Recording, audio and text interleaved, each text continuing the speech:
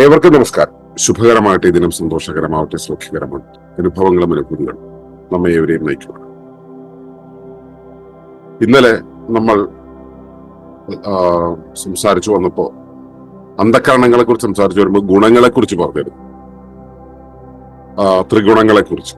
അപ്പൊ ഈ ഗുണങ്ങൾ എന്നുള്ളത് വളരെ പ്രസക്തമായ ഒരു കാര്യമായതുകൊണ്ടും 96 തത്വങ്ങളില് അവ പ്രതിപാദിക്കുന്നുകൊണ്ട് നമ്മൾ ഇന്ന് അതിനെ കുറിച്ചാണ് സംസാരിക്കുന്നത്. അപ്പോ ത്രിഗുണങ്ങൾ എന്ന് പറയുന്നത് എന്താണെന്ന് നമുക്കൊന്ന് നോക്കാം.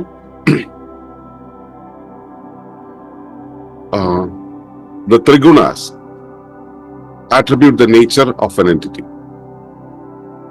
ഒരു ശരീരം അതിന്റെ ധർമ്മങ്ങൾ നിർവഹിക്കാനായി പ്രകടിപ്പിക്കുന്ന പ്രവർത്തന സ്വഭാവത്തെ ഗുണം എന്ന് വിളിക്കാം. പരമമായ ബോധം ആപേക്ഷികമായി നിർഗുണമായിരിക്കും. ബോധം ശരീരമായി പരിണമിക്കുമ്പോൾ അതിന് ഗുണം കൈവരുന്നു. ശരീരം അതിന്റെ ധർമാർത്ഥം അല്പാധിക്യങ്ങളും വഴിതിരിവുകളും ഇല്ലാതെ ജ്ഞാനശക്തിയോടെ പ്രവർത്തിക്കുന്ന സ്വഭാവ ഗുണമാണ് സാത്വികം. അത് അല്പാധിക്യത്താൽ അർത്ഥശക്തികളോടെ പ്രവർത്തിക്കുമ്പോൾ താമസവും, വഴിതിരിവുകളാൽ ക്രിയാശക്തിയോടെ പ്രവർത്തിക്കുമ്പോൾ രാജസവുമായി മാറും. ഏതൊരു ശരീരത്തിന്റെയും ഘടനയിലും ധർമ്മത്തിലും കർമ്മത്തിലും ഫലത്തിലും സത്വ രജോ തമങ്ങൾ എന്ന ത്രിഗുണങ്ങൾ പ്രകടമായിരിക്കും.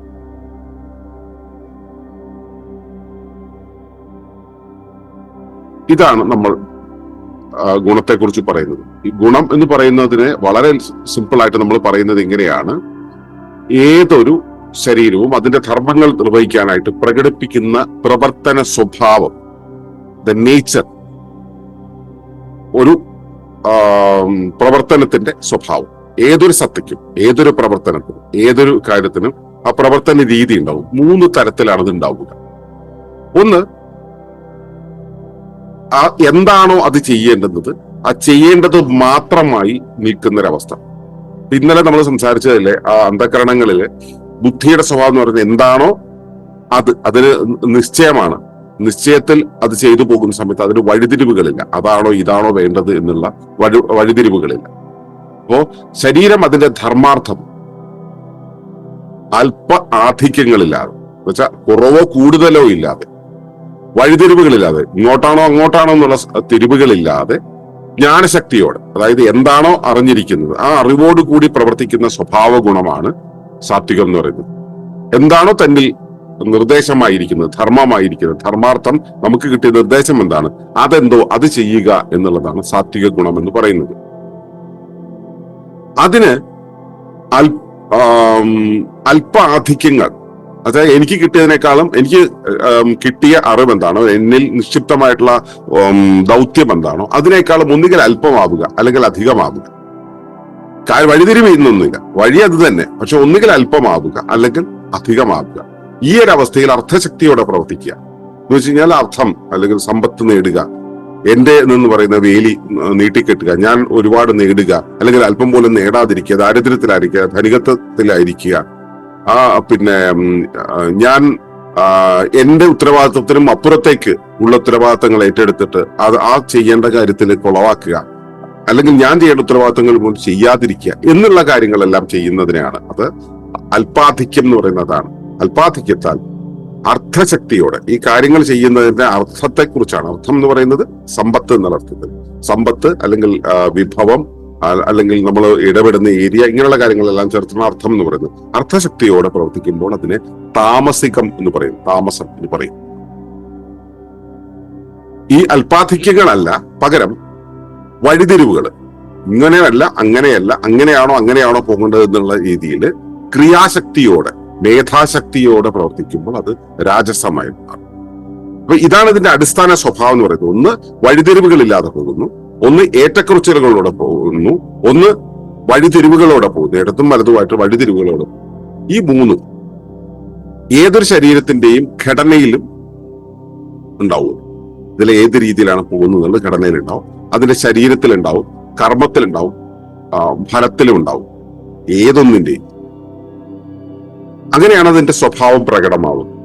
ഇത് നമുക്ക് സാധാരണ രീതിയിൽ ഇപ്പൊ സത്വഗുണം എന്ന് പറയുന്നത് ഇപ്പൊ ആനന്ദം എന്ന് പറയുന്ന ഒരു അവസ്ഥയുണ്ടല്ലോ. ആനന്ദം ഉണ്ടാകുന്ന ആകാശതത്വത്തിൽ നിന്നാണ്. അപ്പൊ ആ ഒരു അവസ്ഥയിലാണ് നിൽക്കുന്നതെങ്കിൽ അവിടെ സത്വഗുണമായിരിക്കും ഉണ്ടാവും. ഭൂമിതത്വം കൂടുതലുള്ള ഒരു അവസ്ഥയിലാണ് തമോ ഗുണമായിരിക്കും ഉണ്ടാവും. അഗ്നിതത്വം കൂടുതലാണെങ്കിൽ രജോ ഗുണമായിരിക്കും കൂടുതൽ. ഇവയുടെ ആ ഏറ്റക്കുറച്ചിലുകൾ ഉണ്ടായിക്കൊണ്ടേയിരിക്കും. ഇത് മാറിക്കൊണ്ടിരിക്കും. ഒരാളും ഇതിൽ സ്ഥായി ആയിട്ടിരിക്കില്ല. ഈ മാറ്റങ്ങൾ ഉണ്ടായിക്കൊണ്ടിരിക്കും. ഒരു വ്യക്തി ഒരാളുടെ ശരീരം തമോ ഗുണപ്രധാനമാണെന്നിരിക്കട്ടെ, അല്ലെങ്കിൽ അയാളുടെ ക്യാരക്ടർ തമോ ഗുണപ്രധാനമാണെങ്കിൽ അയാൾ താമസിക ഭക്ഷണങ്ങളിലായിരിക്കും. ഇപ്പൊ ചത്ത ഭക്ഷണം, മറ്റേ മൃതമാക്കപ്പെട്ട ഭക്ഷണം, ജീവൻ അല്ലെങ്കിൽ പോഷകങ്ങൾ ഇല്ലാത്ത ഭക്ഷണം, ഇങ്ങനെയുള്ള ഭക്ഷണങ്ങളോടായിരിക്കും എനിക്ക് താല്പര്യം. പഴയ ഭക്ഷണം ഇങ്ങനെയുള്ള കാര്യങ്ങൾക്ക് അതിനോടായിരിക്കും താല്പര്യം, ഭക്ഷണത്തിന്റെ കാര്യത്തിലാണ്. അതേസമയം ഇപ്പോ രജോ ഭക്ഷണം എന്ന് വെച്ചാൽ അയാൾ വളരെയധികം എക്സൈറ്റ്മെന്റ് ഉണ്ടാക്കുന്ന രീതിയിലുള്ള ഭക്ഷണമായിരിക്കും. സാത്വിക ഭക്ഷണം വെച്ചാൽ എന്താണോ പറഞ്ഞിട്ടുള്ളത് അത് കഴിക്കും. ഒരു പ്രവൃത്തി ചെയ്യുന്നു. ഇപ്പോ ദാമ്പത്യമാണ്. ദാമ്പത്യത്തിൽ ഹസ്ബൻഡ് ആൻഡ് വൈഫ് റിലേഷൻഷിപ്പിൽ എങ്ങനെ കൊണ്ടുപോകണമോ അങ്ങനെ മാത്രം കൊണ്ടുപോകണം സാത്വികം. അത് കഷ്ടപ്പാടും ദുരിതമാക്കി ഭാര്യയെ ദ്രോഹിച്ച് അല്ലെങ്കിൽ ഭർത്താവിനെ ദ്രോഹിച്ച് അങ്ങനെ ഇകഴ്ത്തി ഒക്കെ ജീവിക്കുന്നത് താമസം. ഇനി അതല്ല, അവര് ഒരുപാട് നേടാൻ ഇവരെല്ലാവരും കൂടി ഒരുമിച്ച് പ്രവർത്തിച്ച് സാധാരണ ശ്രമങ്ങൾക്കും അപ്പുറത്ത് ഒരുപാട് കാര്യങ്ങളിൽ ഇടപെട്ട് ഒരുപാട് ദുഷ്കർമ്മങ്ങളും ചെയ്ത് ഈ കാര്യങ്ങളെ വെട്ടിപ്പിടിക്കുന്ന രീതിയിലേക്ക് പോയത് രാജസികമായി. ഇത് എല്ലാ കാര്യത്തിലും ഡിപ്ലോമാറ്റിക് ആയിട്ട് കാര്യങ്ങൾ ചെയ്യുന്നതിനാണ് രാജസികം എന്ന് പറയുക. വേണ്ടുന്നത്ര ചെയ്യാതെ ദുരിതത്തിലും പ്രശ്നത്തിലുമാക്കുന്ന സമീപ പ്രദേശത്ത് സമീപസ്ഥ ജീവജാലങ്ങൾക്ക് പ്രശ്നങ്ങൾ ഉണ്ടാക്കി കൊടുക്കുന്നതാണ് താമസം. എന്താണോ ചെയ്യേണ്ടത് അത് ചെയ്തു പോകുന്നത് സാത്വികം എന്ന് പറയുന്നത്.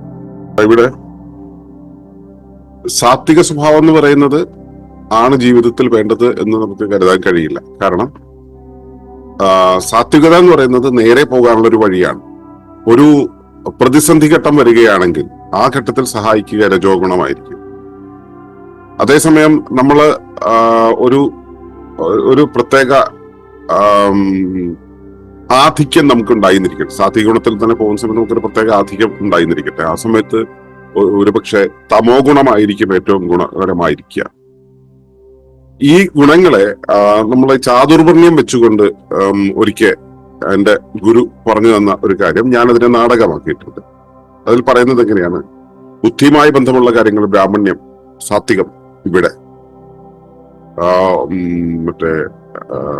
പ്രതിരോധത്തിന്റെ അംഗങ്ങൾ ഇവിടെ രാജസം, ക്ഷത്രിയം ഇവിടെ, വ്യവഹാര കാര്യങ്ങൾ ഇവിടെ വയറ് കാണിച്ചിട്ട്, അതാണ് വൈശ്യം എന്ന് പറയുന്നത്.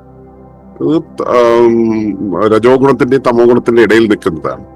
ബാക്കി ശൂദ്രകർമ്മങ്ങൾ ഇവിടെ അരയ്ക്ക് താഴ്പോട്ട് കാണിച്ചിട്ട് ശൂദ്രകർമ്മങ്ങൾ ഇവിടെ, അതാണ് താമസം എന്ന് പറയുന്നത്. ഇതാണ് ചാതുർവർണ്ണ്യം എന്ന് പറയുന്നത്. ഇതാണ് ഗുണങ്ങൾ എന്ന് പറയുന്നത്.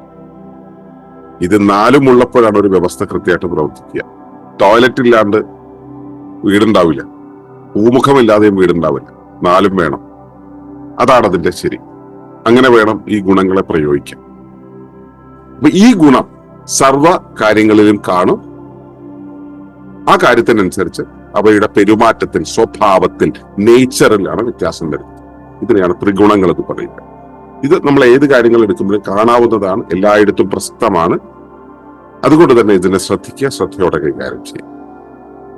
ഈ ഓർമ്മയിലായിരിക്കാൻ സുസ്ഥിര സമൂഹത്തിലെ മുഴുവൻ ആളുകളെയും ക്ഷണിക്കുന്നു. നന്ദി, നമസ്കാരം.